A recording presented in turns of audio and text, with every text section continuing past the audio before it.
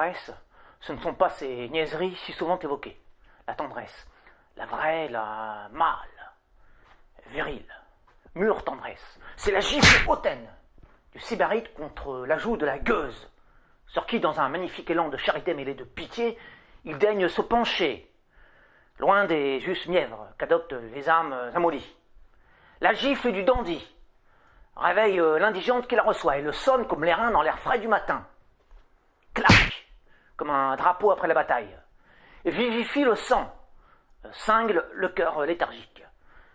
C'est un grand honneur pour une femelle que d'être méprisée avec tendresse par un seigneur. C'est une grande élévation pour le seigneur que de condescendre à abaisser le regard sur la misère. Entendu que l'état de féminilité étant en lui-même une misère, une espèce de déchéance naturelle. De la rudoyer pour mieux s'en repaître quand, ainsi malmenée, elle prend conscience de sa petitesse pitoyable.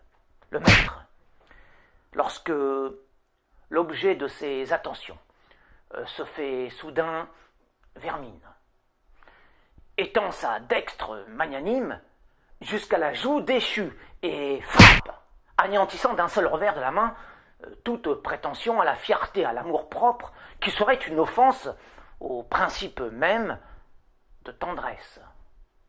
Car la vraie tendresse, c'est le renoncement de l'être faible face à son seigneur et maître, la totale soumission à sa cause. La tendresse, c'est l'abandon sans artifice de celle qui s'y adonne, abandon de la déshéritée à son mâle souverain.